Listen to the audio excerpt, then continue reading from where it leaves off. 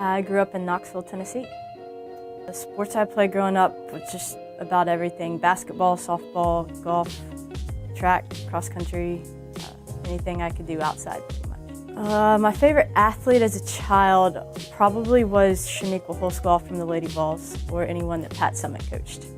There was definitely someone who influenced me in my sport. I started doing cross country in middle school because all of my friends did it, and I realized around 8th grade that I was okay at it, and the high school coach actually had a meeting for all the rising freshmen to come try out or just meet the coach, and I wanted to play basketball. That's all I wanted to do. I had no interest at all in running, but I went to meet him, and then my first day of high school, second period class, I walk in and he's standing at the door, and he looks at me and says, "Where have you been?" And on a story, I cut my foot on an oyster and had 6 stitches, and I looked at him and said, "I had stitches in my foot, I can't run." He said, "When they come out," I said, "Next week." He said, "Okay, I'll see you next week." And I called my basketball coach and said, "Hey, I'm not gonna play fall ball, I'm gonna run cross country." And that's how it all started.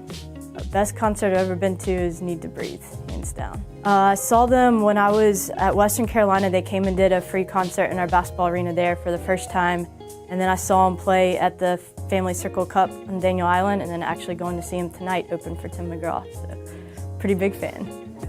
It probably would be, I guess it's considered vacation, but a few years ago I got the opportunity to go with FCA, Fellowship of Christian Athletes, to Israel and Palestine and work some camps over there and just getting to know the people over there, and it was unbelievable. So if that counts as a vacation, that would definitely be it. Growing up, I was a huge Lady Vol basketball fan growing up in Knoxville, so watching them play UConn in a sold-out arena for women's basketball in early 2000s was always pretty awesome. So I would say the Lady Vol basketball games were some of my favorites. Obviously, New Zealand is one that's been up there. I've always had a dream of snowboarding in the Alps, so maybe that one, getting up there at some point and doing that. Favorite place in Charleston? God, there's so many to choose from. Even though I probably have a love-hate relationship with it, I love Hampton Park. It's over there all the time. I also love taking my hammock over to Brittlebank Park, back where no one is around, and setting that up. So those have got to be 2 of them, and then doing runs along the Battery you can't beat. I think athletically, greatest achievement would have been my first year here at Citadel. In cross country, we had never put 5 girls under 20 minutes in a 5K, and 20 minutes is always kind of one of those barriers.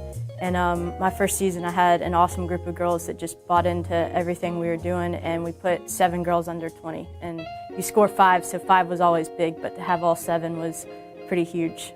So that was definitely up there.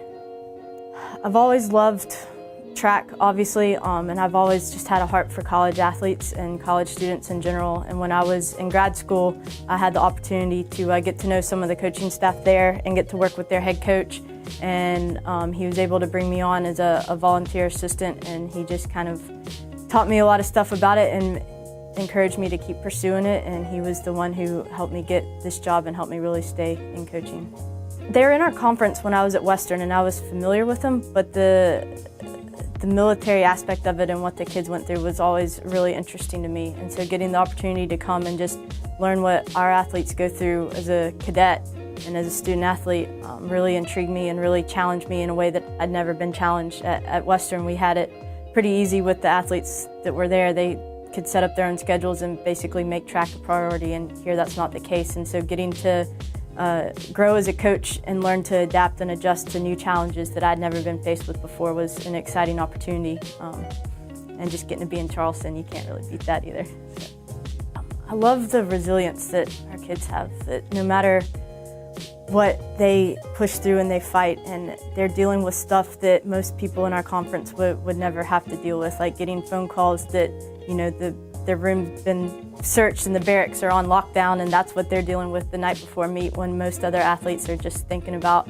hey, am I going to run well tomorrow? And the fact that our kids can go through that and then still go out and compete and be competitive and just overcome barriers that most people don't have to face is always a really exciting thing to watch, and just the resilience of our athletes.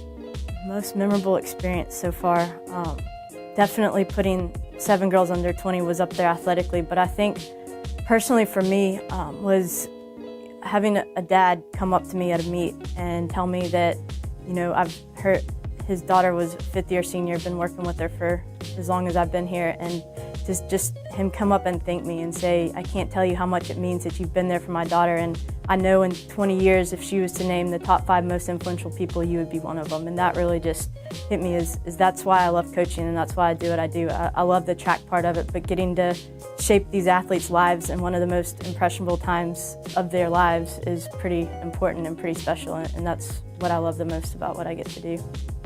Relationships, for sure. The relationships I get to build with my athletes, with the coaching staff, with everyone I'm around, and like I said, getting to just shape and make an impact on these kids' lives in a way that's more than just running. I love the running part as well, but I really love getting to teach and grow and mold and shape and get to watch them turn into young professionals who are successful, and that's what matters the most.